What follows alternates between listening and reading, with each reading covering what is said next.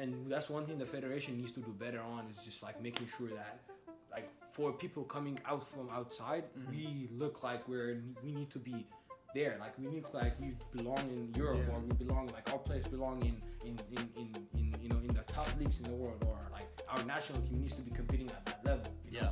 So the facilities needs to get better. Because I mean, like, let's be honest. Think about that. Let's be honest. Yeah, so you can ask any African, they tell you their age, and they can tell you their African age, you know? Yeah. Because, like, growing up, like, So if you had to make a difference in, like, what's the age and what's the African age?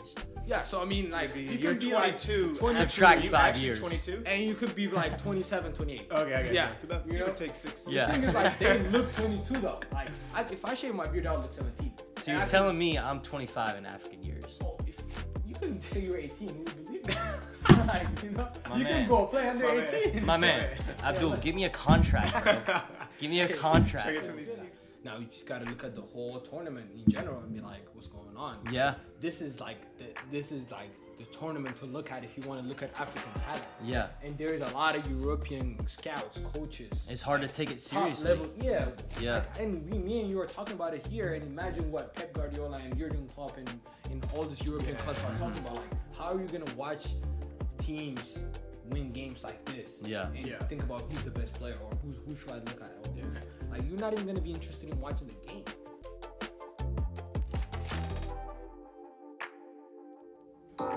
Welcome back to another episode of the Footy Pod. We're creating an environment here where we can communicate authentically and expose some real truths related to talent development and current trends in the world of football, while also offering important insight on how to navigate through your own journey. I'm Sean Afkaminia, that's Evan Bozeman, and my co-host over there behind him, Mila. Mila, stop doing that, that's nasty. Say hello. All right. Our guest today is Abdul. Abdul, what's your last name? I should have asked you that before we started. Muhammad. Abdul Muhammad. Abdul is with Golden Boot Academy out of Oakland, California. We had the fortunate opportunity to meet him along with the rest of his coaching staff, the guys that he works with last summer when we visited our girl Casey out there. And Abdul is going to join us to talk about the wave that Golden Boot Academy is making in the Oakland area, and, you know, kind of their experience working with the Ethiopian national team last summer. That'll be very fun to hear. And then now, some current heated things that are happening, allegations of corruption in the Africa Cup of Nations, and how that kind of all ties in together. What up, Abdul? What's going on, guys? Thank you guys for having me out. Yeah, for sure. I appreciate you coming all this way just to be with us, man. I feel so special. You literally drove 2 days straight from Northern California to train with us yesterday and just do this podcast, right? Correct. Maybe not just for us, but we're at least like a major priority, right? For sure. Okay. For sure. Bet. If you guys come to Dallas, you guys gotta hit this guy's up, man. Appreciate it. Best in the Dallas area, for sure. That's love. Well, what do you think of our podcast setup? Oh, it's nice. It's nice. I like it. It's dope, man. Yeah, we're still putting things together. We got a big blank wall here that we got to figure out. So if you have any suggestions, let me know. Maybe put a Golden Boot banner right here. Yeah. That could be. We could change it up each time, right? Whoever's our guest, we could put something to promote them. Yeah, that would be dope. That's not a bad idea. That would be dope. I'll take that into consideration.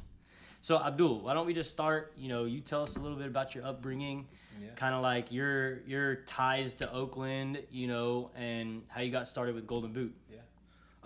So I was born and raised in Ethiopia, which is in East Africa, if you guys don't know it.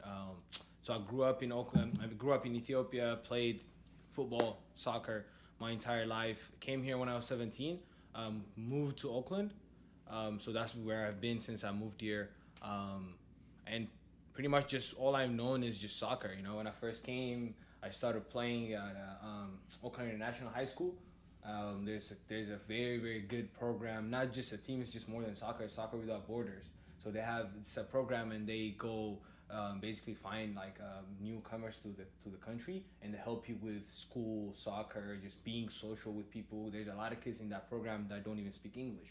So when I first came, you know, I spoke a little English, but I didn't have any place to go. How old were you when you first came? When I first came, I was 17. So I just turned 17. Okay. And my mom, she brought me here, and then my sister was here. A couple of my cousins were here, but my mom had to go back home So I basically had to navigate everything. Just figure it out for Yeah, yourself. yeah. So I joined that They basically program. just dropped you off. They're like, good Basically, luck. Yeah. Wow. Yeah, but I mean, she because my sister was here, but she was mostly focused on school. You know, I'm like not really into school and all that stuff. I was just trying to feel play. that. So I was like, I'm looking for teams, and came across Soccer Without Borders, and I talked to Coach Ben, and he was like, yeah, man, we'd love to have you out here. And they pretty much just showed me what everything is about, like soccer, like how to even like apply for financial aid.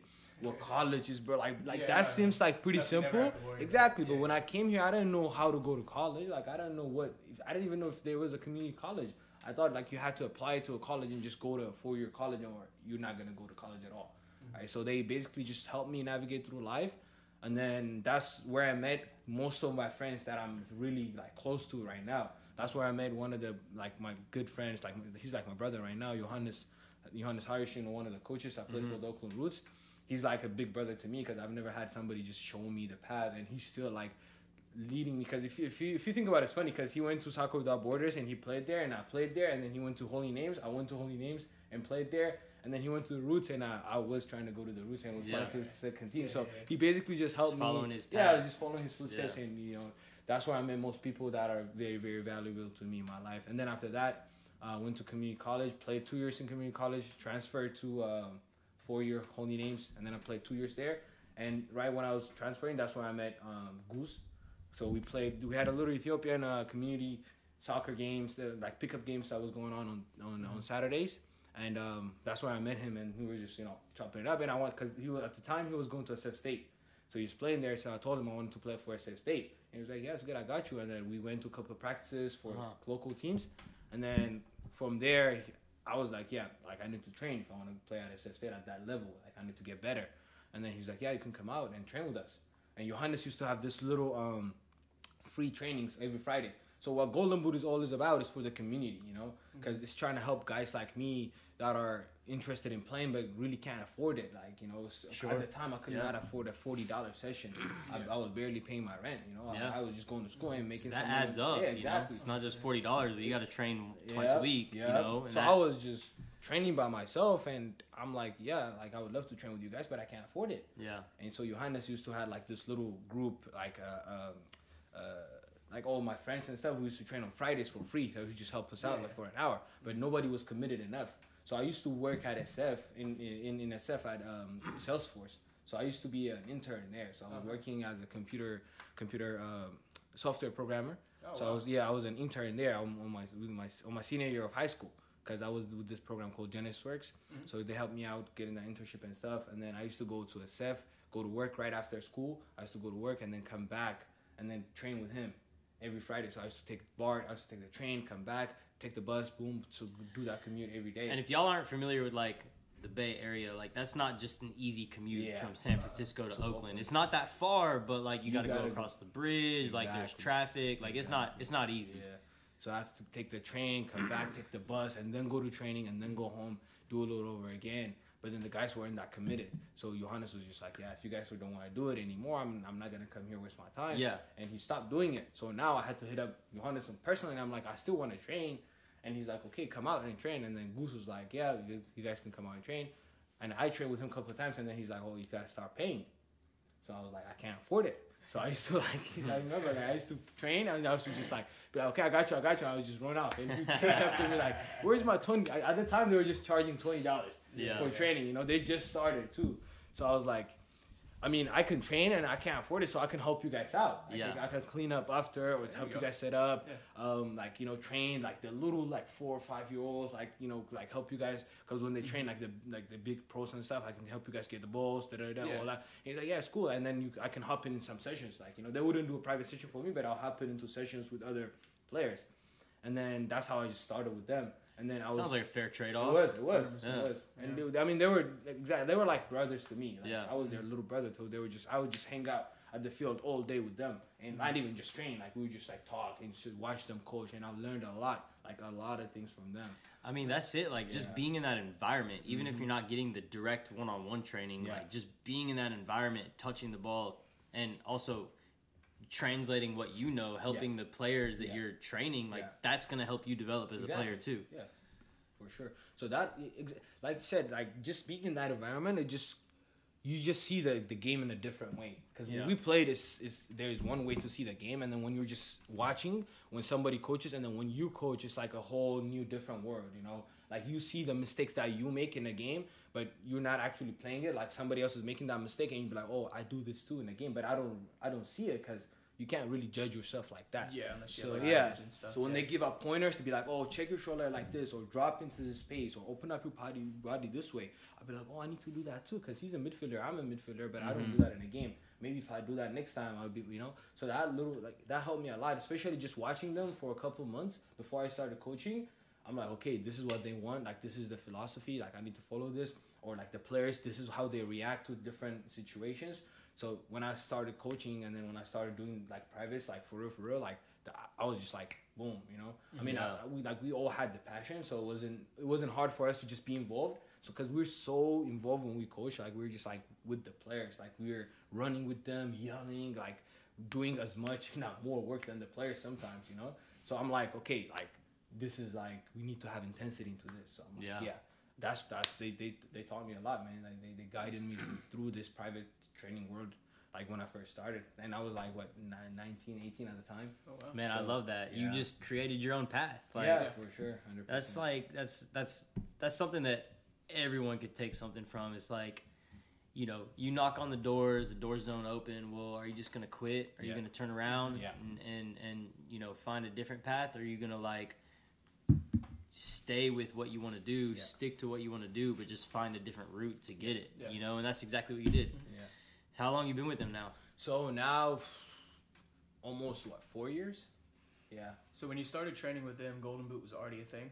It was a thing, but it wasn't like what it is. It wasn't a business. Oh, okay. So it was, I mean, they were still trying to make it a business, but it was more for like I wouldn't say a side hustle, because Goose already graduated from college, Johannes already graduated from college, so they were kind of doing it full time, but they were just in transition from like being a side hustle into like, okay, we can do this full time, you know. But it wasn't. There was like nobody was getting paid. We were still like, you know, having stuff in our trunk, you know, loading it up, taking it out every day. Like Goose's car used to get broken every single day. Like we were like, because they see that this. And in the Bay, guys, if you guys don't know, don't leave anything in your car. Yeah, they will break it like in a second. Like, we visited y'all in Oakland. We know. We're aware of the situation. You know, so he was getting annoyed, and he was like, "Yeah, man, we need a van." But that was later. But so they were in the transition. Nice, cool. Awesome. So, you know, you talked about like Golden Boot really being for the community. Yeah. What kind of like impact are you guys directly making in the community besides just the training? Like, what is kind of like y'all's heartbeat for Oakland?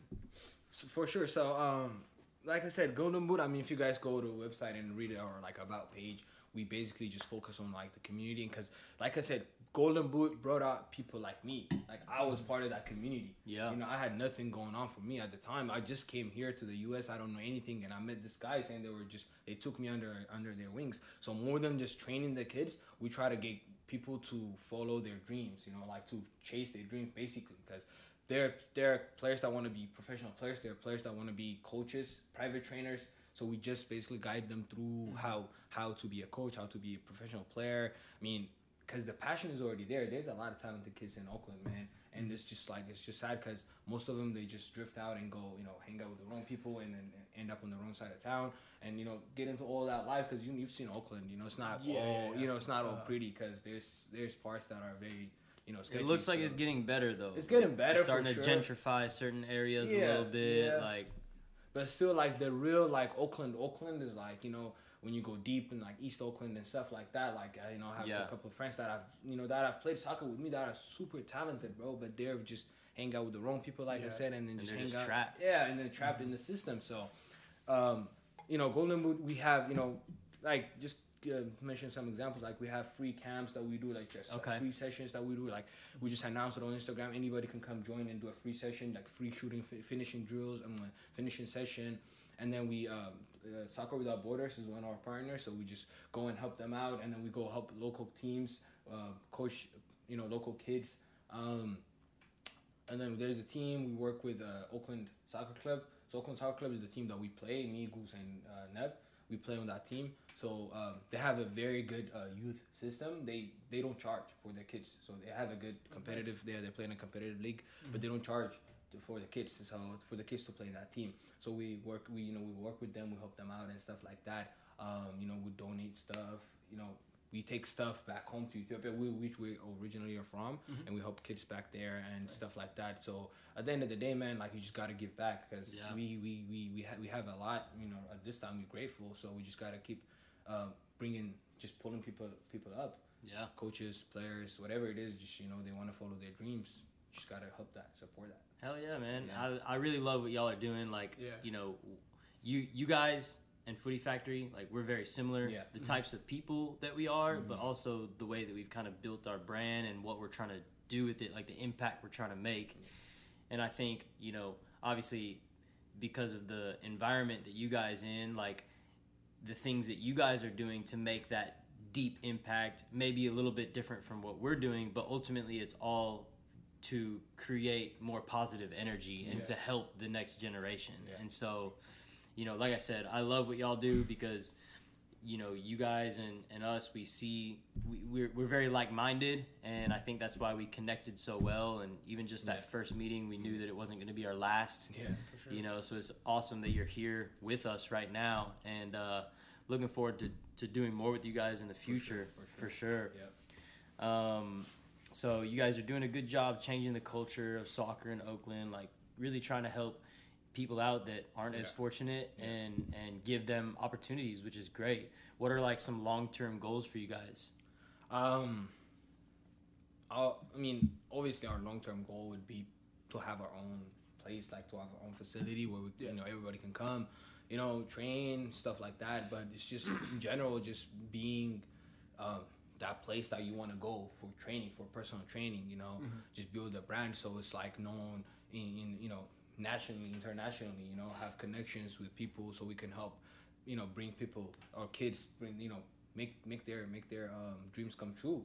Especially, players back home, there's so much talent. We're going to get into it later, but there's so much talent. We just want to help them go to Europe, come to America, come, play for colleges, scholarships, all that. Just, be that pathway.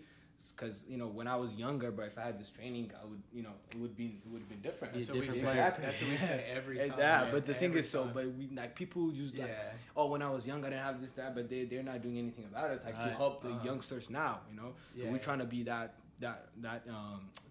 place, that organization that helps the kids, make their dreams come true. Yeah, absolutely, man. Exactly. I always say, like I'm literally like. The mission for Footy Factory, the vision for Footy Factory is literally just to create everything that I never had as a player. Yeah. That's it. Yeah. And obviously that's very general, very broad. Yeah. Like, when you're goal setting and trying to create a vision for yourself, like you want to be very specific, of course, but I think if you always have that why in mind, like that's going to guide everything that you do. That's what keeps you going. Yeah. And even like you talked about, just kind of reaching out to people, I think it's great. Yeah. Obviously, we're real big on social media, and we're real big on like kind of video content and recording the stuff, putting stuff out there. And that's one thing I love about y'all's page and y'all's YouTube is y'all do a really good job at kind of painting what all the sessions look like. Yeah. So you don't even have to necessarily, kind of like we talked about, maybe you didn't have the money to do the training and stuff like that, but like putting videos out there and like the stuff y'all do, breaking it down that we trying to do as well. It's just it's a way for people that maybe they're in a small town and they can't get to Oakland. Well, hey, I can't get there, but I have this good content that they're putting out. I have this, they're coaching and it's very clear. The drills are simple that I can set up, and it's just a way for them to it's a way for you to kind of like affect people and touch people without actually having to know them. Yeah. It's just a click away. And I think that's one reason why like soccer is getting so much bigger here is because now it's like, back then the kids, like even at our age, you might, like YouTube was just kind of coming around, so you might not have known what to look at or how to train. Nowadays you can literally just find hundreds of training on any specific thing you want. Seriously. Yeah. And then you can just like literally just fly with that. Obviously it's better to get the hands-on approach, but being able to have access to like the stuff that y'all put out is definitely a big thing too. For sure. Absolutely. Yeah, I mean, just free content in general, like even just doing this podcast, this is helpful to people. Like someone listening to this is going to be inspired by it, is going to hopefully, take some positive action in their life from it too. And that's the whole point of what we do. Like, everything that we do, all the content that we put out right now is for free, and it's to help whoever's listening, is to inspire them, is to like, you know, give them something to work off of, to push them to a new level. Yeah. And really, like, if you can help even one person from anything that you do, like that's positive. Yeah, that's big. you're doing something right. You're doing more than you would if you were just sitting on your ass, you know, doing nothing. Yeah, Like, for sure. so I mean, you know, in terms of like what you guys are trying to do in the future, building a globally recognized brand, it's also what we're trying to do. Yeah. You know, and all I have to say is, when are we doing a Golden Boot Footy Factory camp? Oh yeah, anytime you guys ready, man. Let's get it then. Let's get it. Let's get Let's back get out, it. get back out to the Bay. You know man. I'm ready. Come back to the Bay. I was born ready, Abdul. Always there. Hey, let's do it. Always ready. We stay ready. Stay ready, young guy. Get ready. That's right. That's right. So, next topic. I know last summer you guys, your whole team, went out to Ethiopia. Yeah. Spent some time there and actually had like a training camp with the Ethiopian national team. So why don't you just like talk about that a little bit? How long do you stay there? You know, what was the scope of the training and things like that? So we actually went in September. So we after the summer. After the summer, yeah. So me and Goose traveled to Ethiopia. We are both from Ethiopia. So it's just you and Goose? From Ethiopia? Oh, I'm saying just you two. Yeah, it was just two of us. Gotcha. Because Johannes was still with the roots, and Nub had to like take care of all, because we can't let the business. Sure. Someone's got to stay. Someone had exactly. So he was a busy man. Yeah, he was like he like props to him. He kept it going. You know, so Nub was here, so me and Goose went back home because we've been planning to do this for like 5 years. But since he started, he's like, I always want to go back home, help the kids back home, try to do some sessions for the pros and stuff. So, you know. Right now is when everything is pretty much settled and we have, you know, a rhythm going with Golden Boot out here. Now we just went back home, me and Goose, and we visited some family. He's from a small town, not a small town, but like a town called Hawassa, and I'm from the capital city, Addis Ababa. Is that in the north or the south? So Addis Ababa is in the middle, kind of in the middle, and Hawassa is, I think, to north. I mean, don't quote me on that. Okay. Yeah, Man, you don't even know your own country, bro? I mean, I just know where it is. I just don't know which way. Name all 50 states, Sean. Yeah. You got me there. Yeah. So he grew up there. His dad played professional for the local team, Hawassa Kanama. So he had some connections with the guys out there. So we went there, but the thing is, it was hard to get people at first because we had we don't know what to expect. We didn't. We had our equipment, we had our balls. So you just went. We just didn't really have a plan. We're like when we were planning it, we were just like, okay. We hit up people, obviously. I had my cousin that works in the federation. Like, he has some connections and stuff. And I hit him up. He's like, yeah, it's good. Come over. But that's the thing. They will tell you that. Once you were there, they'll be like, yeah, man, like this, right? So we're like, we're ready for that. And I told him, I'm like, don't have high expectations. Like, we can't be all hyped up and stuff and go there. And we might not even do a single session. We might just go there, visit family, and come back. Like, we're not expecting exactly still be a good trip. Yeah, I mean, we're just like, if anything, we just use it as a vacation and come back. You know, just visit family, boom, come back. You know, and he was like, yeah, man, like we just go see what it is.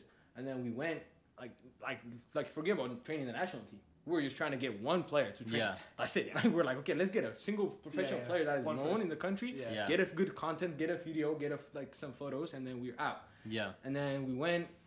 Met up with a couple of guys. We showed them our content. Like, we had a big presentation set up. You know, called some guys. Like, I talked to my cousin and stuff like that. We had some connections, and then we went to the federation. Because everything. So in Ethiopia, you have to go through the federation if you want to achieve anything, right? Because at the end of the day, the thing is, like, not just in Ethiopia, in most African countries, and especially in all third world countries, they just want to, like, they have this like thinking of like, oh, somebody's here to take my job, you know, he's a coach, he's taking my Everyone's job. viewed as a threat. Exactly, right? So we're like, okay, so we had to, I mean, I don't blame them because they've never seen trainings like this, like they have never been exposed to stuff like this. Sure. Yeah, so I'm like, so now we have to build, we have to build that trust first, you know, we have to like work on their view of training. So we had to set up this whole presentation on how like personal training is applied into a team settings. Yeah. You know, like we showed videos of Bayern Munich, Real Madrid, and you know Barca doing all this private trainings for Messi and Ronaldo and Neymar and like all these top players just doing private trainings. Yeah. And they're like, I'm like, they do this stuff every day. Like that, if they're injured, they don't go back straight to team training. No. So you're saying like even the professionals there, like private training is a foreign concept. Exactly. Like, yeah. Really? Nobody knows Because what private training. Yeah, kind of like we were talking about yesterday. Even like just the whole idea of private training That's, in that country is just like not a thing. It's like nobody knows what private.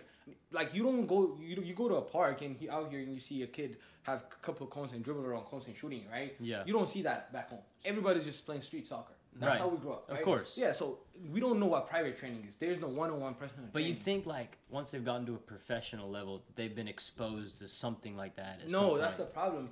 That they've known the training since they've known the same training since they were kids, and they grew up in Ethiopia. They're playing in the Ethiopian league, and they haven't been exposed to any other outside leagues. Wow. You know, so we have so much that was one of our biggest questions when we went back home. Is like, why do we have so much talent but not even a single player playing in the EPL?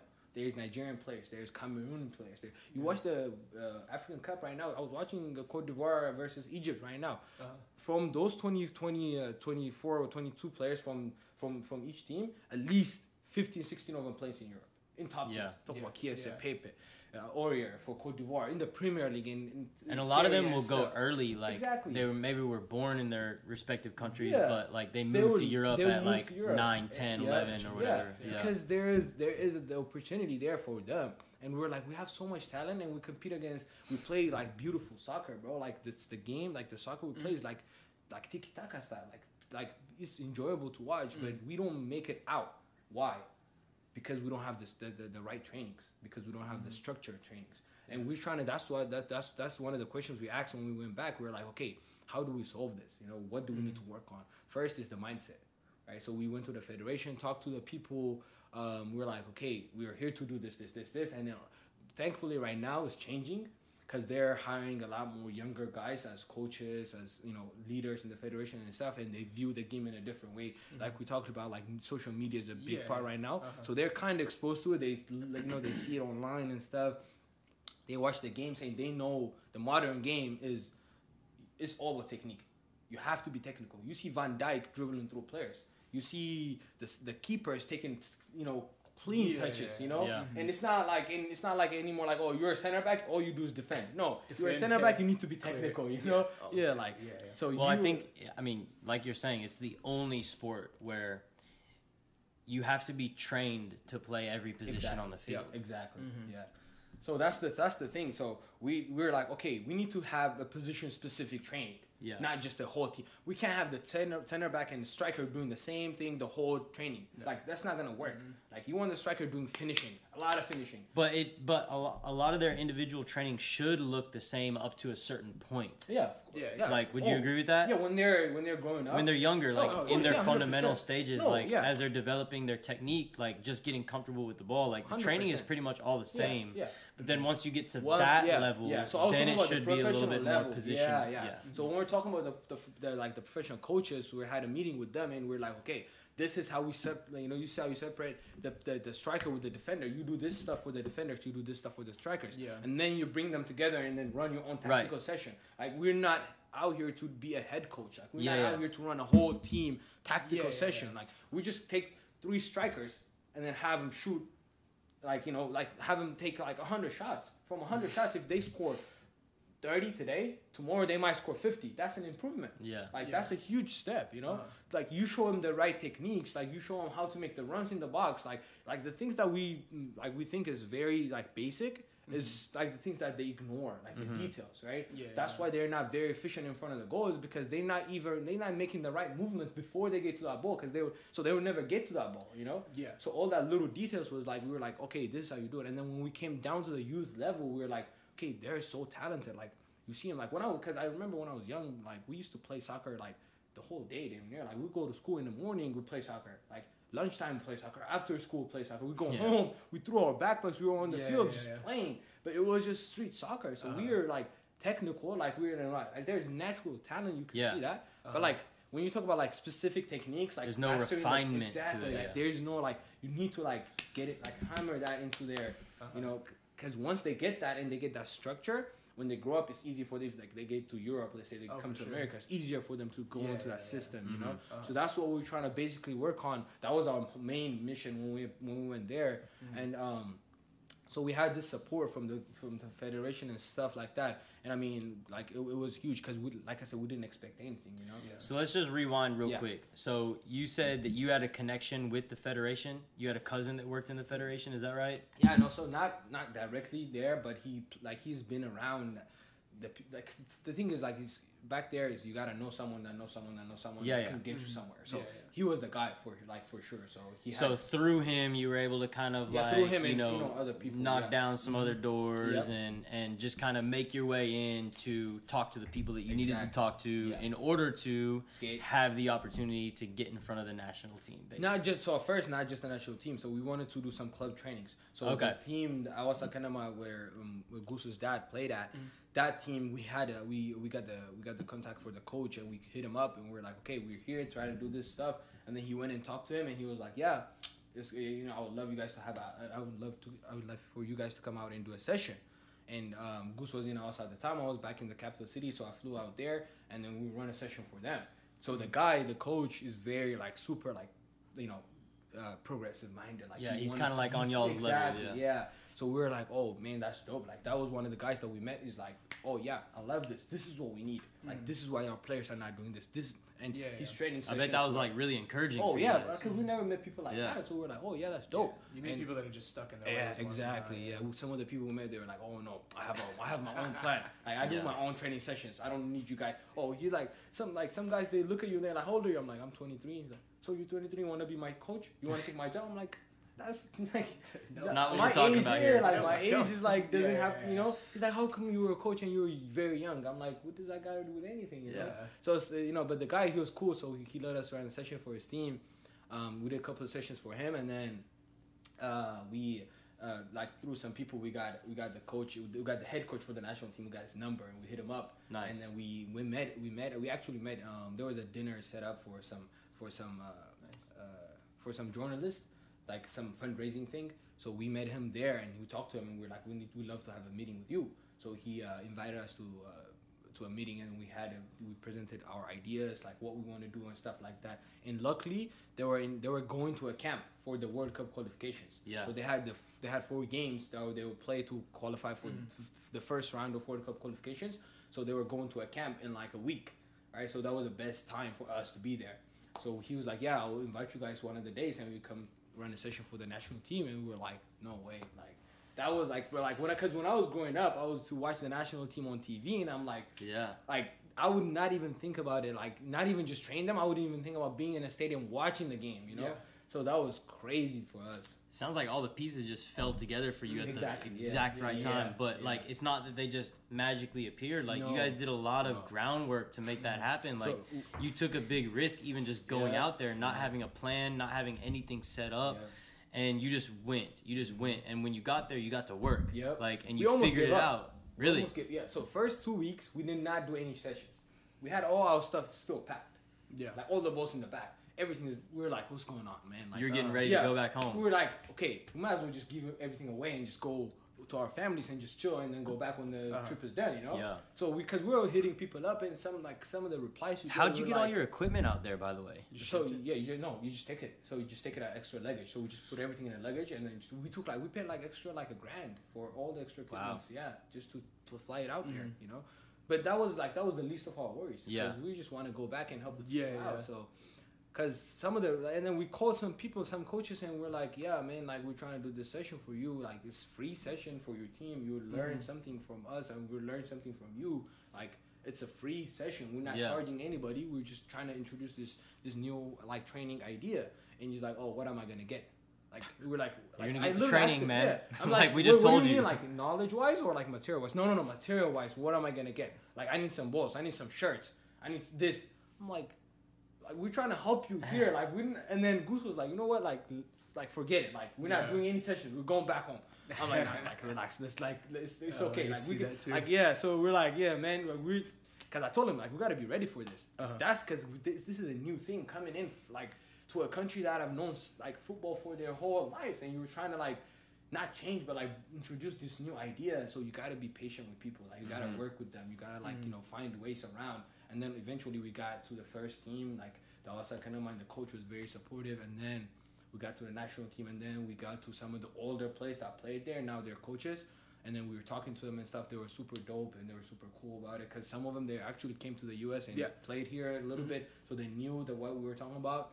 So they helped us get the national team session going. And then we actually also worked with the women's national team too. Oh, wow. So we did the women's national team. We did the men's national team. And it was dope, man. It was a dream come true. That's a hell of an experience, man. Like, I'm super jealous. Hopefully we get to do something along those lines in the future. I mean, we have worked with really high-level players and stuff, but... you know, just like to have your own dedicated like time with the entire national team is amazing. So, you know, like, what would you say, or how many sessions did you have with the national team while you were there? So we only had one session. Okay. But we did a 2-hour long session. So like I said, they were getting ready for the World Cup qualifications. So they only had 10 days to get ready for that big moment, bro. Like, it was crazy. They only had 10 days. So the coach was like, okay, I can give you guys a session. So they had their training camp already blocked off for in preparation for Africa Cup of Nations. For World Cup qualifications. For World Cup qualifications. Yeah. And he gave you one entire session of their camp. Of their camp. That's big. So they had their camp in the Bahar Dar Stadium, which is the brand new stadium built in one of the cities. That's like the top stadium in the country. They were doing all their trainings there. So he literally called us on a Tuesday. He's like, "Oh yeah, guys, you guys can come out on Friday and do a session for the team." We're like, "Okay, I drop everything. Say less. Be there." He's like, yeah, man. And then we talked to him, previously, and he was like, "Yeah, man, I only have 10 days to get ready for the World Cup. Like, that's the big thing. So I can't really have you guys get involved every single day. It would be tough for me because I want to have my own ideas. Like, he's getting all these players from, and the thing is, I think Ethiopia is one of the only, one of the only countries in the whole African Cup of Nations tournament that have most of the players from within the country that play in the country. So we only have one player that plays in Egypt. Everybody else plays in the Ethiopian Premier League. Yeah, I was gonna say, because like already with any national team setup, you have a very minimal amount of time to spend with them. So the fact that he gave you guys one full session is a huge commitment. Yeah, because the Ethiopian Premier League was already in season, so they already started the season. Yeah. So they only gave them 10 days to get ready for that World Cup qualifications, and the guys are coming in from games, training, stuff like that, and they're already like, some of them are injured, some of them are fatigued, some of them are not in shape because it was just starting. The season was just starting, so he had to do all that, and plus like try to apply his own tactics and how he wanted to play, because it's a huge game. Like, we didn't make it past the first round, but still, like, you know, if they qualified for the World Cup or the third round or the second round, it would have been a huge thing for him, you know. So he had to take that very seriously. Of course. For him to give us time from those 10 days is like, that's a big sacrifice on his part. Like, that just shows how much he respects us and how much he believes in our process. Because we did like a 3-hour long presentation to him, and we showed him like what it is, like what we do and how passionate we are about it, and like how we got to this point and stuff. And he was just like, yeah, man, I would love to help you guys out. So more than like for us, just more than, you know, us going and running the session, it's more about like building the connection with him and showing what we can offer to the national team and just to the players individually. Like, if they want to do, like, let's say in the future, if they want to do like sessions in the off season, like we can fly out there for a month, and during the off season we can run like group sessions, personal sessions for all this national. Yeah, you're just planting those seeds. Exactly, right? So doing that was just a huge. And then after that, everybody started calling. They're like, "Oh, I saw you guys working with the national team." And we hopped into some of the interviews with the news and stuff. Oh, while you were there in Ethiopia. While we were in Ethiopia. So we had, and then we recorded a huge video for the national team, sick video. We already posted on our Instagram. So, and then they start seeing that, and they start hitting us up. "Oh, I would love for you guys to run a session for my team." There you go. Was it some of the same coaches that mugged you off before? More, not the same, but like they knew too. Yeah. They were like, I should have let them run a session for my team, you know. Yeah. And then after that, we went and ran a session for the women's national team. And then we had a chance to work with the under 21s, but the time didn't line up. We actually one day we went to one of the cities that they were training in, and it was super rainy, and the field was all messed up, so we couldn't do. And they actually won one of the tournaments hosted in Africa. So So one of the tournaments was in Africa, the women's under 21 won it.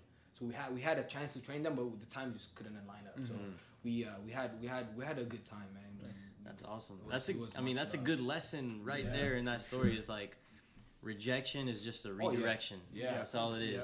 It's not fatal. You shouldn't let it break you down. Everyone's gonna get rejected. If we would have give up, man, we wouldn't be out here sitting down and talking about the national team and stuff. Exactly. So before we move on, you were talking about how obviously y'all flew all that equipment out. Did y'all fly back with it, or did y'all gave it all out? Yeah, so we gave it out. So that was our main thing too. So we were like, we're not just here to just give free training. We're here to help out. Nice. So we collected some cleats from the parents out here that we train, the kids that we train. So we just distributed the equipment, the balls. Did you just kind of go find random people? No, so we trained. So we didn't just train the national team and the club teams. We trained a lot of like local teams. So the local teams is where the real talent is at. Like there's so many talented players. So we trained a lot of local teams in like dirt fields. Like the field is just dirt, and the stuff you see there is crazy, man. Like the people how they play the game on the dirt field is crazy. Yeah. So we went out there, trained them, run a couple of sessions for them, and then we did that a lot around Hawassa and some in Addis. So we just figured out who needs some more. Because some of the teams, you can donate it to the national team, but they already have a they're good budget, you know. We went in down and donated to most of them, like the teams that needed the most. Nice. So we give them some balls, you know. We just chose the best players, give them some cleats, and then distributed the rest of the cleats, and then some, you know, we had bibs and stuff like that, and we just donated everything. Perfect. Yeah. I love it. Yeah, that's great. What was so for the national team? What was the quality of their facilities like? It wasn't too great, to be honest. I mean, if you go ask any team in Africa, I don't think they will give you. They will tell you, oh, that quality is nice. Nah. Yeah. It's mostly like compared to them, it's nice, but like compared to other national teams, even in Africa, I mean, comparatively, like Ethiopia to like Cameroon, for example, like. Is there a vast difference in like the quality of their facilities? Yeah, for sure. I mean, we didn't really. I mean, because the stadium looks nice, man. The field is nice, the pitch is nice, everything is huge, big and stuff. But you go inside, locker rooms and stuff. So that it's nothing that's we can hide. It's official because CAF actually came and they looked at all the stadiums and they said none of the stadiums are eligible to host any FIFA tournaments. Wow. So we couldn't. There's no. You can't play any FIFA games, any FIFA official. FIFA or CAF games in any of the stadiums in Ethiopia. So, because that's right after the South Africa game. So we were there for the South Africa game. We watched the game in the stadium, and then right after that game, I don't know if the South African players complained, but they had guys because they had this ain't happening again. So they had the guys out there before for like a year ago, and they looked at all the stadiums. They were like, okay, it's not at that level yet. So we'll give you guys a year to fix it, and then we'll come out and reevaluate. So they came out to do an evaluation and then still failed. So with that, is it? Do you know? Is that just like the quality of the field itself? Is it like how many people can fit in the stadium? No, so I think so. I was reading about it. There's a bunch of requirements. So like one of them was like you need to have a big screen where it shows like the replays and the scores and stuff. That wasn't there.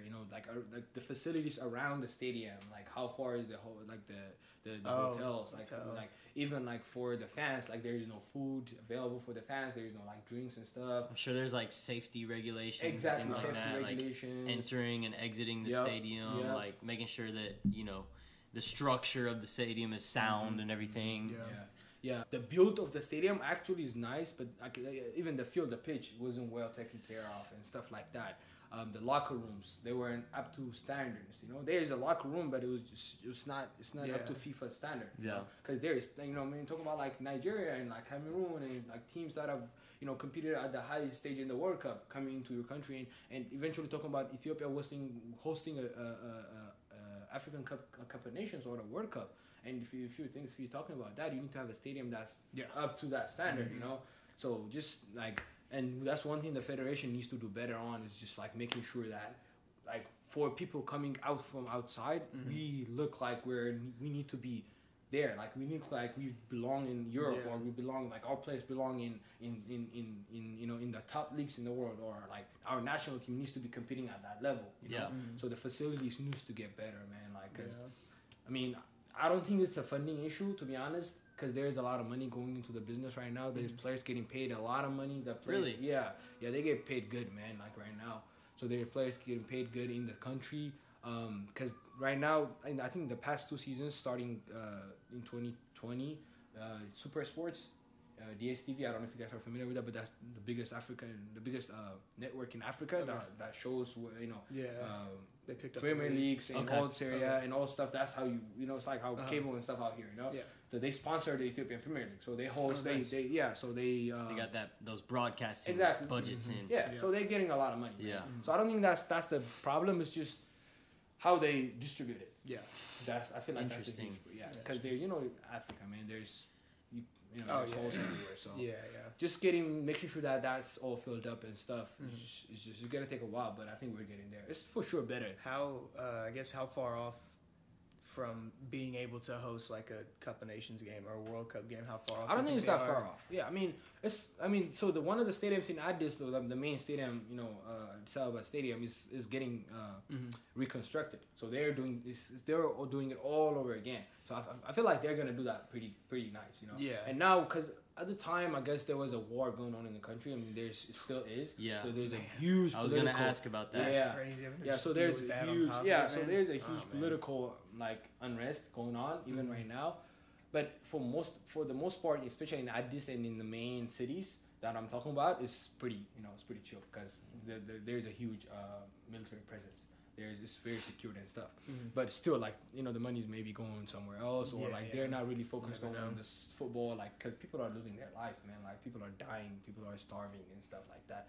So nobody's really paying attention to football right now. So, but I mean, exactly, because that's the priority. But it seems like, just from what I've read, which I've only read a few articles about it, but it seems like it's also something that people are rallying behind. Like they're kind of rallying behind the national team a little bit to bring some sense of peace and unity in the country amongst so much division. I mean, would you say that that's the case? Yeah, for sure. So I mean, because football is one of the things that brings everybody together, regardless of your religion, your political beliefs, everything. Like when your country's playing, you're all just there supporting your country. Everything is just paused, So when we were in the African Cup of Nations, man, because before that, everything I see on Instagram, on Facebook was just like, oh, this so and so is fighting against so and so, like this many people died here and there, and then all of a sudden African Cup of Nations starts and it's like, oh, let's go Ethiopia, support Ethiopia, So that was one thing that brought us together as a country. So because it's football is like a religion to people out there, man. They will die for the game. Like I'm talking about literally, there's people that get in fights just because of local team rivals playing, Like you go and watch games against, Ethiopian Coffee and St. George, and you see the fans is like, there's an earthquake literally caused by the fans. Like they're jumping the whole 90 minutes, going crazy. So football is like a religion for people back there. So they're for sure supporting the country, supporting the national team 100%. So they were behind it 100%. It seems like there's also a bit of a racial divide there too. I think that there's been some controversy in terms of the players that were selected for the Ethiopian national team. Because the thing is, we have 80 different ethnic groups in Ethiopia. So Ethiopia has 80 different ethnic groups. So how imagine how you have here, how you have blacks, Hispanics, white and stuff. You have 80 different of them. They speak 80 different languages. They have 80 different cultures. I only speak one language out of 80. So when I go to a different region in Ethiopia, I'm a foreigner for them. Really? Right? So they're still Ethiopians. They're not people that came from somewhere else. They're still Ethiopians. Everybody's Ethiopian under one country. But that's why we have a lot of political unrest and a lot of wars and a lot of ethnic fights and stuff. Is because everybody's prideful. People are prideful because we're the only country in Africa that have never been colonized by a European country. During the colonization and stuff, we've never been colonized. Ethiopia is the only country in Africa that have never been colonized. So we're very prideful of our culture and our country, and we do everything to protect it. But at the same time, there's a lot of I'm better than you. I'm better than because I'm from this ethnic group and I'm from this. There's a lot of that. So I mean, when it comes to the national team, I don't think that was the case. But I haven't heard of that. But it's people would talk about it, of course, because maybe player from their ethnic group is not selected, or player from their team is not selected, and the teams are mostly based on their ethnic. From where they're from. For there's a team in Gondar and it's called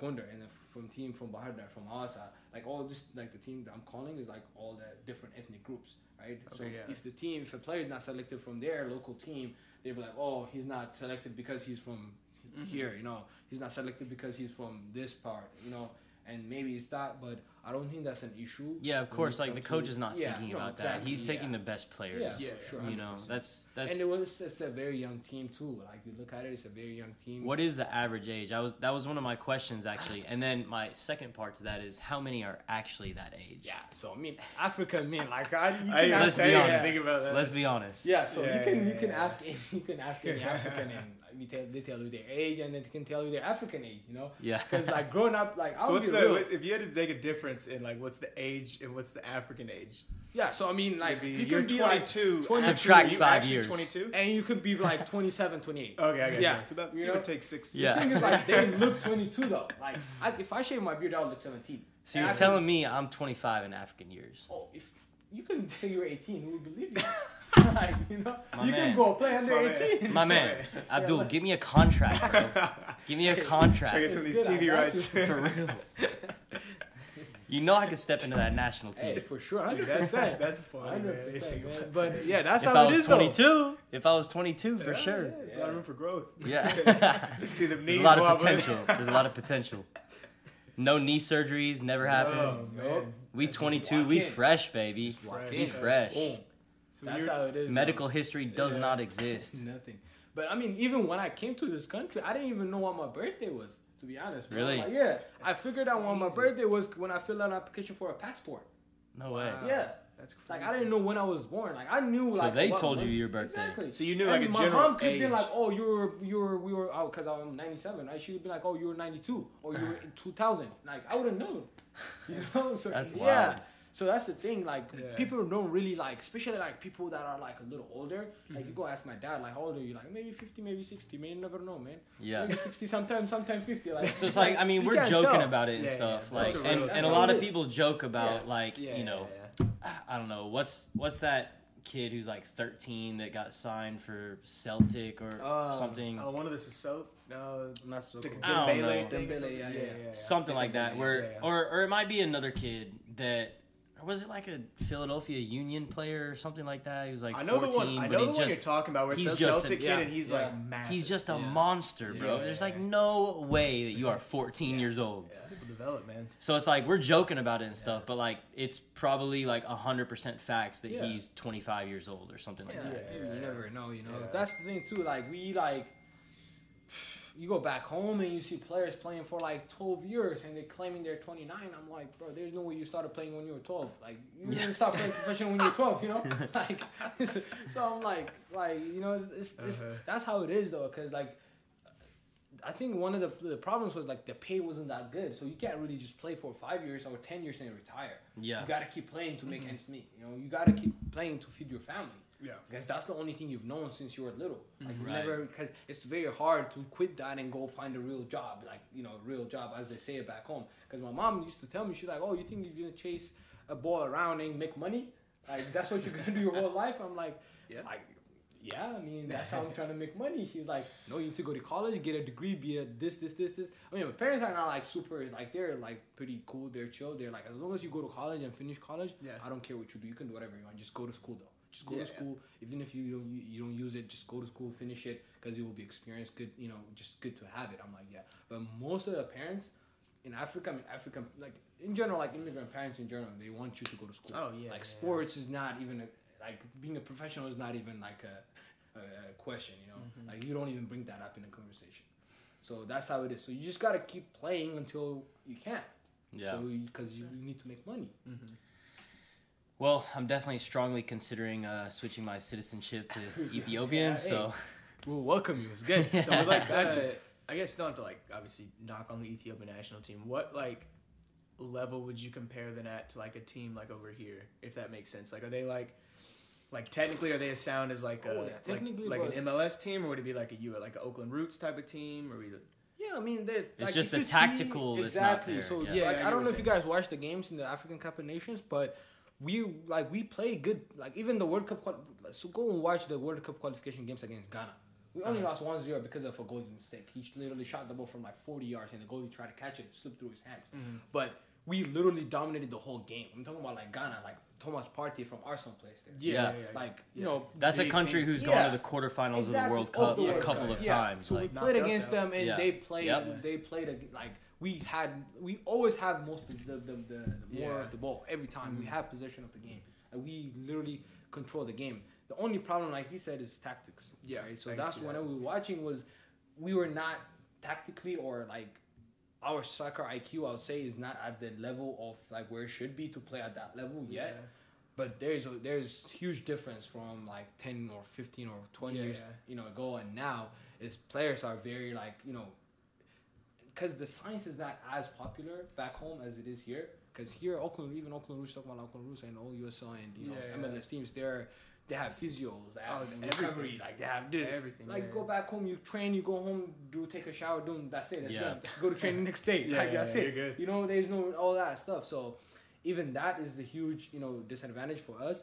But yeah, the level I feel like I can't really compare it. It's just like the fact that it's 1-0 against Ghana tells me enough. But just watch the game and like the way they play was just like amazing. You know, so technically, if you take each player, technically individually we're so good, but as a collective team, we don't know how to play as a team.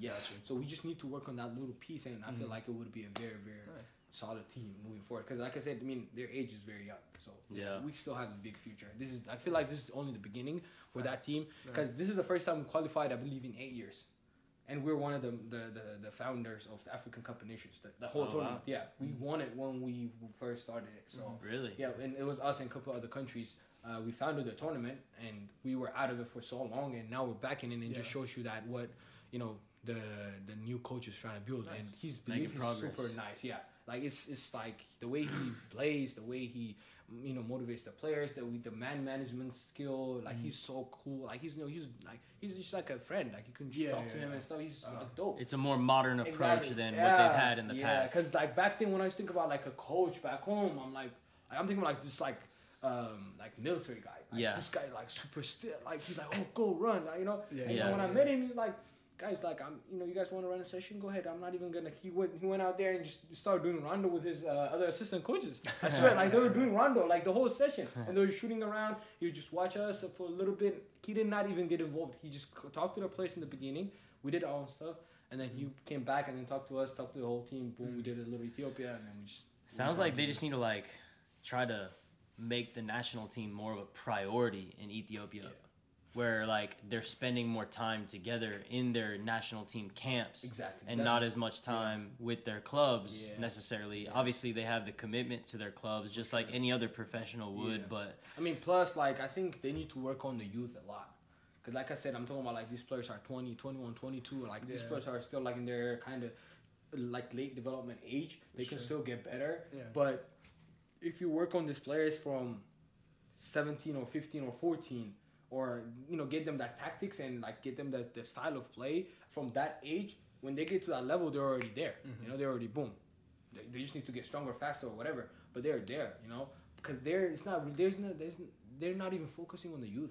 Yeah. That's the problem. Like the clubs are not even because the managers are hired in. I heard it's like in a 1-year contract. So they only have a 1-year contract, all the managers. So they need results. Yeah. They don't care about the youth. Like they're not worried about I'm getting this 15-year-old. I'm trying to make him be the future of this team. No, like I need a player that can come in and give me goals right now. That can come in and make me, help me keep my job. Like give me my new contract. That's true at all levels, though. But the thing is, like if you go to Europe, like they will like have this little policies maybe, or they have a structure in place to feed the next generation through, but it's because they have much greater resources and people that can actually do that. I mean, when you're talking about like one guy, like what is he can't oversee everything, like he's got to focus on the main thing that's going to help him continue to stay in that position, which is the results of the group that he's working with.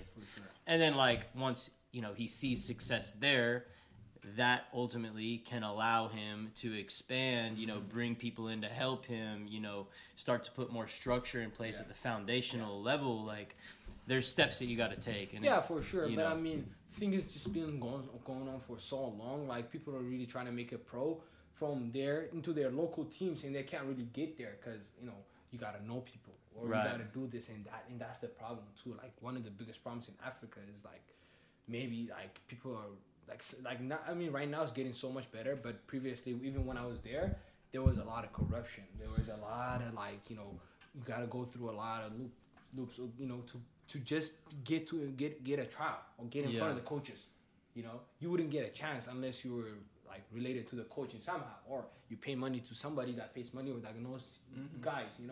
That was what it was when I was there. Because even to get a regular training, we couldn't get that because we can't get in that kind of environment or in that kind of like team or a club setting. It's so tough because now the players are just giving up. Like the kids are giving up. They're like, to make it pro, forget about it. Like I got no chance. I gotta make money. I gotta feed my family. So that's the system too that we gotta change. But now, like I said, now it's very different. The federation is working on having like different. They have a lot of like youth tournaments going on, but the thing is, there's nobody watching them. There's no scouts there. There's no people watching the tournaments to go and bring it into the teams. So that's what I feel like that's the next step for us is just getting the scouts out, watching the players, watching kids play in their local teams, going and scouting all over the country. There's so much talent. We don't need to bring players from other African countries. We have a lot of talent at home. Like that's one thing what we're talking about is like we have some players that are coming in from other African countries playing in our league, and they're not even that much better than us. We have way better players in our own country, but there is no scouting. Like there's no proper scouting going on in the country, so we can't get these players. Yeah. So go out and scout for players and give them the proper training. Like they'll be good players.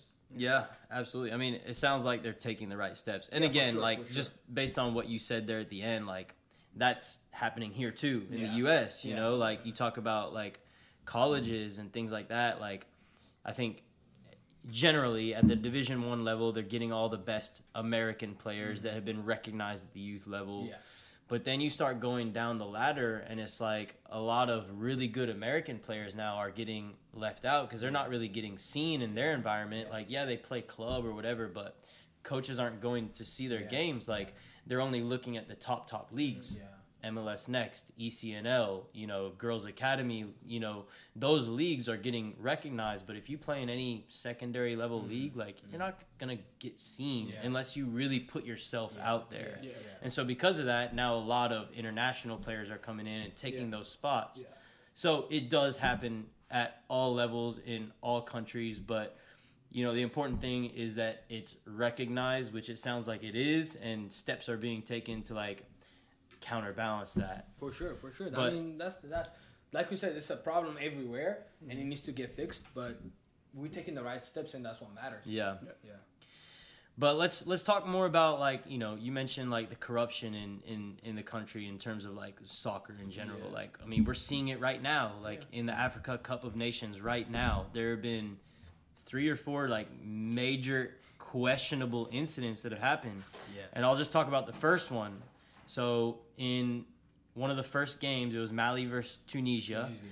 The referee for that game first blew the final whistle in the 85th minute. Yeah. The 85th minute, like that's not even close. Like how is he just gonna do that? Like how did he really think that no one was gonna recognize that? So I mean, I guess for that was, I mean, I don't know, but I don't know if it was an excuse or anything, but. Because it was super hot in Cameroon, they had this water breaks. Right? So they have water breaks, and I guess the refs forgot to stop his watch during the water break. Oh, okay. It was a 7-minute water break, so he thought it was full time, and he blew the whistle. Okay. So that's why they're saying. Right? All right. We'll let that kind of slide. Yeah. But then he blew honest the mistake. But then he blew the whistle in the 89th minute. But before that, there was a VAR review for a red card. Yeah. VAR said they confirmed the red card, and he rejected it. He rejected the red card. Like, if VAR is giving the red, like, you got to kind of, like, go with their decision. Yeah. But then, like you said, then he blew the final whistle again early, about 20 seconds before what should have been full time. It's and then like, there's additional time. Yeah, and that's questionable, man. That brings up a lot of, like, match-fixing concerns. Exactly. And this same referee has been suspended in the past for match-fixing. Yeah, that's what I was going to talk about. Yeah, I heard, like, he was suspended because of match fixing, and he's making this calls, and Now you just got to look at the whole tournament in general and be like, what's going on? Yeah. This is like the tournament to look at if you want to look at African talent. Yeah. And there's a lot of European scouts, coaches. It's hard to take it seriously. Top level, yeah. Yeah. Like, and me and you are talking about it here, and imagine what Pep Guardiola and Jurgen Klopp and all these European clubs are talking about. Like, how are you going to watch teams win games like this? Yeah. And think about who's the best player, or who should I look at, or who. Like, you're not even going to be interested in watching the games. Mm-mm. I mean, even like at the level that we play at right now, which, you know, high level of amateur, like semi-professional level, like you play games where the referees are just like clueless, right? Or like something absolutely ridiculous happens in the game and it makes you want to just stop playing. Exactly. Like I literally don't want to play in games like that because it's not fun. Like it doesn't give a true representation of what the competition should have been in that game. Yeah. And it's just unfortunate, man, because, like, obviously the players are not at fault. Like, they've worked their ass off to get to the level that they're at. Yeah. And now they get to represent their country in, for them, what is the biggest tournament, the biggest competition of their life. Yeah. And it's just, like, they're not even treated with the respect that they deserve. Yeah. Like, that's crazy to me. Another example is, so, like, okay, so that match fixing is one that we can question in terms of like what's happening at AFCON right now. Mm-hmm. The other thing is like the concussion protocols. So like Sadio Mane for Senegal, I think it was their round of 16 game. Yeah. He clashed heads with the goalkeeper. Goalkeeper was sent off for the challenge. That happened in like the 54th minute. Like Mane was like visibly affected by it. Like, you know, you could tell like he needed to be taken off and like attended to get evaluated and he wasn't. He carried on, wasn't substituted at that point, ended up scoring in the 63rd minute somehow. I don't know how he could even see, but like he scored, but then in the resilience.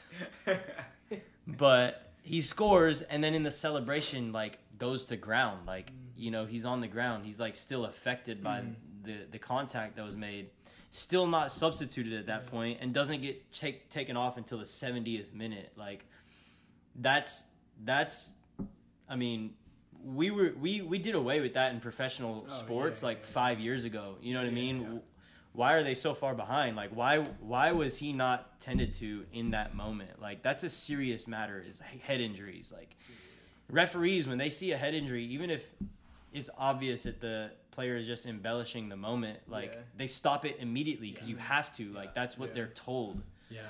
So like, I mean, that just seems like something's going on there. Yeah, I mean, I think in Africa in general is like there's this like I wouldn't say it's like not. There's this thing like you have to be strong. Like you have to keep going. Like you know, you get injured back home. Like even when you're a child, you fell down, you hurt yourself. Get up, man. Don't cry. Like, don't be acting like a little child. Go. You know, you're strong. Like you have to stay strong. You have to be strong. And when it comes to that level, like you said, I mean, Senegal is a very huge team. Obviously, I mean, they have the money, maybe to afford, good doctors, team doctors and stuff like that. So I feel like he should not be on the field if there's even a question of him being concussed. Yeah. That's huge. Like, I don't think Liverpool would be very happy about that. No.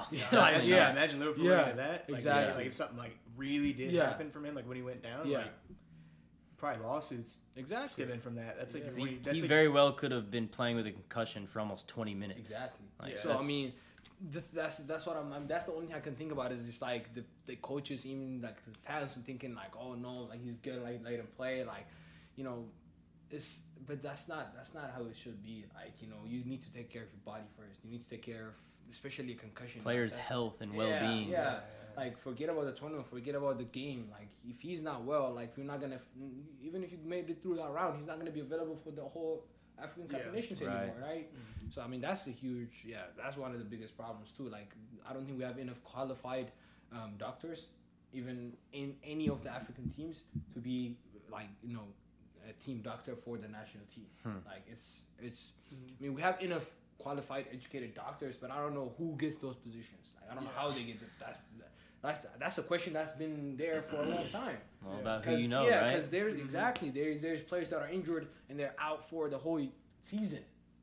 and it's like a mini or maybe like a little ankle tweak, and they don't know how to recover from that. I'm like, bro, I can literally give you 10 exercises right now to strengthen your ankle. Yeah. And his team doctor can't even give him 2. And he's out there just walking on the sideline, jogging or with a sprained ankle, or they're like massaging his sprained ankle and making it worse. I'm like, and I'm looking at him, I didn't even go to school for this, and I know you're not supposed to do that, man. And you try to tell him that, and he's like, oh, you're trying to tell me how to do my job? I can do that with a degree from Google. Yeah. So that's Google University. That's the biggest problem too. So it's one of the most well-renowned diplomas you can get right there. Well, and then the next point on that, same with these medical protocols is now in this day and age, obviously COVID is a big thing, right? Yeah. So there are specific COVID protocols in place in leagues around the world. And in the round of 16, it was Cameroon versus, I don't know how to say the country's name. Can you say it for me? Comoros? Comoros, yeah. Okay. So did I say it right? I think I have no idea, but I think we're going to say yeah. I don't even know if I'm saying it right. Okay, well, perfect. But I think it's Comoros. So Comoros, they had 12 players, including all 3 of their goalkeepers, that were said to have tested positive for COVID. So we don't even know if that was actually a legitimate positive COVID test. Yeah. That could have been fabricated, but they had all 3 goalkeepers out, right? Yeah. 12 players. So right then and there, like any other league in the world, the game would have been suspended. It would have been postponed right? Yeah. It would have been played another time when they had more players get a negative test. But then one of the goalkeepers shows up to the game. He retests and gets a negative test at the facility, at the stadium. And so he should have been able to play, but they made up a new policy on the spot that said he had to go in quarantine for a few days. Yeah. And it's like, and so all of these players were excluded from the squad that day. The team had to play with a field player in goal. Yeah. And then, not to mention, one of their players gets sent off pretty early, so they're playing with 10 men against the host nation, Cameroon. And the ref was Ethiopia. I'm like, bro, when I saw that, I was like, why do you guys have us be involved in this? Like, we already added the tournament. Just leave us out. Yeah, making us look bad, man. The ref went to the VAR and he came back with red card. I'm like, no. Because everybody so they're playing with 10 men. Yeah. They're playing with 10 men. Yeah. They have a field player in goal. The game shouldn't have even happened, and it's against the host nation, Cameroon. Yeah. So everyone's talking about, corruption, the whole tournament being set up for Cameroon to win. What's that about? Man, it's just as surprising news for you as it is for me. I was looking at it and I was just reading about it. I'm trying to get more info on it, and I'm like you said, the more I learn about it, the more it looks like it's very suspicious. Yeah. You're talking about 12 players testing positive at the same day, and they were there the whole tournament. Yeah. How come 1, 2 did not test positive the previous test? Are they doing the test just once a week, or are they doing it every day, or what's going on? Or is it just right before they play Cameroon? So, and plus seems questionable. Yeah, the decisions on the field, if you watch that game, all the decisions went against Comoros. Because when they had 11 players on the field, even when because they had 10 players for the most of the game, because I think they were the Comoros player were sent off on the 6th minute. Yeah, they were right away giving Cameroon hell, bro. They were playing good. The free kick, they scored probably the best goal in the game, in the tournament. Yeah. Wow. Banged that from 50 yards out, 40 yards out at least, bro. And they were giving Cameroon a hell of a game, bro. They were on it. So the ref saw that, I guess, and be like, okay, I think I need to mix up. Need to help Cameroon out a little bit. And then all take some Samuel Eto'o. I'm like, the decisions are going against Comoros, and people are behind Comoros. Right now, you go read every news that's coming out, or every post on Instagram, all the comments is oh, Cameroon might have won the game, but we're behind. We love Comoros. We know this is huge, because they put on a performance. And this is they only lost 2-1 after all that. First time in the African Cup of Nations. And wow, I didn't know that. I think they knocked out. They knocked out Ghana in the group stage. Yeah, they're the ones that knocked out Ghana. Yeah, Ghana got 3rd place. They were so that was one of the teams I was looking forward to. The whole tournament, I'm like, yeah, these guys look good, man. Because I watched them in the group stage, so I'm like, wow, like they have dope players, and I'm looking at the games, and I haven't watched the game as Cameroon, and I'm like, dang, I'm like, that's a good game. Yeah. Even with 10 men, and with a right back and players. goalie. You seen the second goal? He was he was a 1v1 and he came like this. Oh, goalie, no. yeah, because he's like that's He's It's like, my man, you can use your hands. Yeah, because I mean, hey, we've all been thrown in goal before. Yeah. It takes you a little while to start using your hands. But Yeah. it's nice That to be first throwing a shot goal on in you. a round of 16 in the African Cup of Yeah, Nations. yeah, Hey, you know? listen, Yeah. I'm not judging. Don't put me in goal because I will be completely useless. So I totally understand where he's coming from. Nice. But no, but that was like I was looking at that freeze frame and he was literally like this, Oh, yeah. and it was a Trying to 1v1. block the cross. Yeah, like I'm like what? And I'm like, yeah, see, Yeah. that's a little suspicious, but hey, man, I literally have no answer. Like we gotta go talk to the Cameroon officials. We gotta invite them to the podcast. Call him up. Call him up. He'll be on the next footy pod. Yeah, that's We got to get to the bottom of this. Oh, you know someone will. Yeah. Someone's gonna be fired up enough to get to it. This Doesn't shit, make in sense, Africa, man. you can't get to the bottom of it. You go to a boom and just cut you off right there. That's it. I don't know who did it. I don't know. Maybe him. I don't ask me. I'm Well, not I involved. mean, and so Samuel Eto'o is the president of the Cameroonian Football Federation now, and he's getting a bunch of heat for it. He was watching it in the stands and he was like celebrating and everything. And I'm looking at that. I'm like, bro, you even celebrate this? Like, you beat a team this is their first time in the African Cup of Nations. Yeah. Playing with a right back in goal with 10 men. Yeah. No subs. Like, I remember y'all celebrating the World Yeah. Cup and now you're celebrating this one. It's Like, I'm like, bro, Yeah. it's crazy. it's tough. But Eto'o is kind of like, I like it. He's always- wrong. you like him? Yeah, I like him. I mean, I don't As a not like player, him, Yeah, but I as a player was person, dope. I don't know, because he I just don't seems a know. little bit too full of himself. Maybe. Like the things that he would say about Messi, how he was like the main man in those Barca teams, and like Yeah. Messi was his supporting player and Yeah. stuff. It's like, okay, like Messi was young, barely coming into the team, Yeah. not barely coming into the team, but he was not, Ronaldinho was still ahead of him, like yeah. Henri, Eto'o, like they were still, Yeah. but I mean- obviously everyone knows. Yeah, I mean, it's hard The- not to have that ego because I think isn't he the only player to ever win the treble 2 years in a Yeah. row with 2 different teams? Yeah. 'Cause he did it Yeah, with Barca with and Inter with Milan. Barca. So I Yeah. mean, you do that twice and you're scoring a lot of goals. I mean, Oh, for sure, for Yeah. sure. Him and I feel like He was one of the players that did not take well to Pep coming in. no. No, yeah. Would you say who do you think is the best African? I football think player I of feel all like it's time? between probably for me. Yeah. Like of all time, you don't have to go right now, obviously, but all time. It's tough, man. There's a Yeah. lot of good players. Like Drogba is probably. I was gonna say like Yeah. it's hard to argue that one because he's Drogba, scored so yeah. many goals and won Yeah. so much at the Yeah. international Yeah. level. international level at Chelsea. Yeah. Like it's Uh-huh. yeah. I feel like Drogba for sure. Probably Drogba. It's probably between Eto'o and Drogba, but I'll say Drogba. Would you put Yaya Toure in the top 3? The top 5? Top five. Top five. Yeah. Who else is in the top 5? Probably Drogba, Eto'o. Not Salah yet. Salah's Already? Salah third, yeah. Already? Because they're talking about Salah's the best player in the world.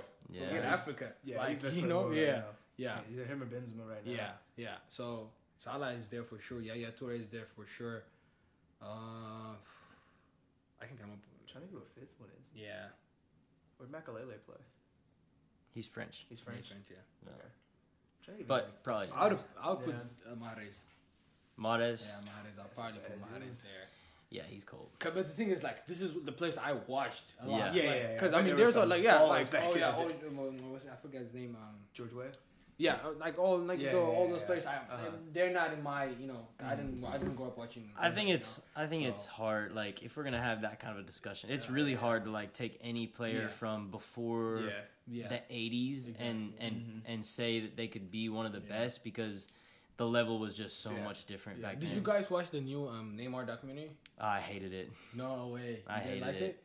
So that was an interesting point because you brought that up because they were saying if Pele played right now, he'd have a hard time playing right Yeah, now. But if yeah. Neymar went back and played, He'd score 12 goals a game. this Yeah. season. For And sure, I feel like that's for sure. fact because Oh, yeah. you argue about like who's the best player ever, and you're talking about Pele, and you're talking about Messi. If Messi was playing back there, he'd have been like 50 goals a game, like Yeah. 20 goals a game. Like, and You if look at Pele some of- plays that right now against Van Dijk and Yeah, all these top yeah. defenders, you think he'll score 1,200 some goals? For sure, there's no question Yeah. like Neymar's talent. I have nothing against Neymar. Like I actually like Neymar. Like Yeah. the way that he plays and the way that he is. Like I like his personality, his style. Like who he is, but I do think there are some flaws in his in the way he approaches like his career, and even just, I mean, it was displayed in that documentary. Like before it came out, he did an interview and was like, I hope that this documentary helps people to understand me and like me better, right? And it's like, okay, that's fair. That's why you would do a documentary, right? Yeah, you don't make everyone hate you. Yeah. But it's like, I don't understand. I mean, he didn't say anything in the documentary to help people like him better. Yeah, that's what I was about to say too. Because I didn't hate Neymar, but I didn't really like him. And there was nothing in it that made me like him more. And I'm like, this is exactly why I don't really like him. Exactly. Like he's talking about like, I'm doing whatever I want, what makes me happy, but like still like, you need to be, if you're in a team, you're a professional. Exactly. There's people looking up to you. Yeah. Like, and his main argument was exactly that. Like, I can go out and party. I can do what I want as long as my performances are good on the pitch. And it's like, well, my man, I don't know where you've been the last 3 years, but you're not one of the best players in the world right now. He keeps getting injured. Yeah. And it's, where do you think that his comes body from? is catching up to him. Yeah. It's like, he should, without a doubt, like, he should be past Messi and Ronaldo. Sure. He should have been winning Ballon d'Ors. Talent. Yeah. But that's the thing with a lot of Brazilian players. You see, Ronaldinho, why did he end his career so early? Party. Yeah. Or like, what is it, Romero?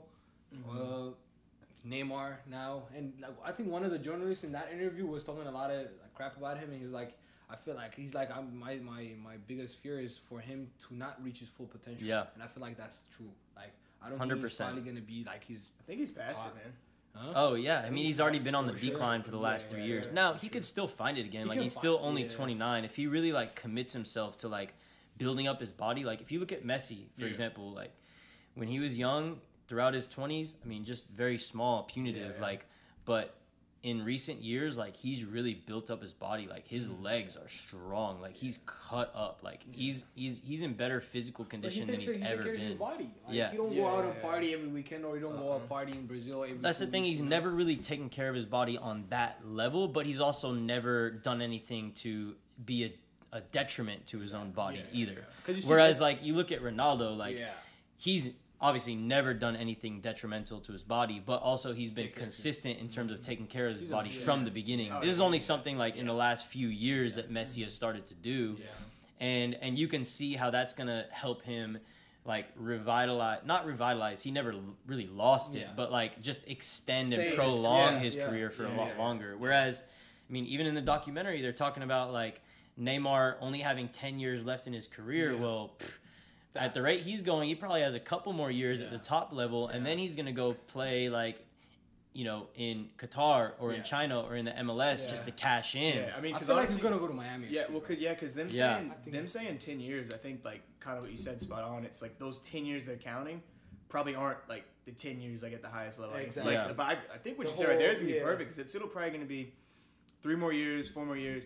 He's going to go get a bag from like Qatar. He's going to go get a bag from somewhere else. And then he's already signed that napkin to David Beckham, says he's going to play in Miami. And I mean, if he can... And you like how David Beckham was in that? That's, as soon as I saw him, I'm like, yep. I was like, that was calculated, man. That was calculated. He's going to come to Miami, and he's probably just going to play out on the wing for a little bit, and then he's going to drop deeper as like a 10 and just walk around for like 3-4 years. Yeah. He's going to put butts in seats. Yep. He's going to sell a lot of stuff. He's probably going to score a lot of goals. And he's going to live it up in Miami or wherever he's at. Oof. Imagine Neymar living in Miami, all the party vibe, all the beach vibe. Man. He's down for that for sure. Oh, for sure. Yeah. Well, we got a little off topic there at the end, but I think that we covered a lot of like really good stuff. Like 100%. That was an interesting conversation that we just had. Yeah, for sure. We definitely need to get to the bottom of this corruption, because it's... Hey, maybe you guys grinding my gears, Abdul. It's grinding my gears. Try to go back to Ethiopia or any country in Africa and try to run a session, one session, man. You guys will lose all your hair. Why do you think they have big forehead and our hairs are all back? It's nice stuff, man. But we will, though, for sure. We will. We'll change it. For sure. That's one of our missions, is to change the soccer culture in Ethiopia. 100%. Keep doing what y'all doing, man. Keep doing what y'all doing. I appreciate you sitting down with us today. I'm glad that you caught us while you were in town, and we were able to set this up. We'll have another session tomorrow that we'll record. We'll put on YouTube and Instagram and all that. But definitely got to do a Golden Boot and Footy Factory camp soon. 100%. We got to set that up, my man. So, yes, sir. So tell my boy Goose I said what's up. Yeah. And shout out. And yeah, let's get it done, man. Let's go. Let's do it. Thanks for being here again, guys. Thanks for tuning in. This was episode 25 of the Footy Pod with my man Abdul Muhammad from Golden Boot Academy, my co-host Evan Bozeman, co-host Mila, say what's up, and me, Sean Afkamenia. Deuces. See ya. Bye-bye.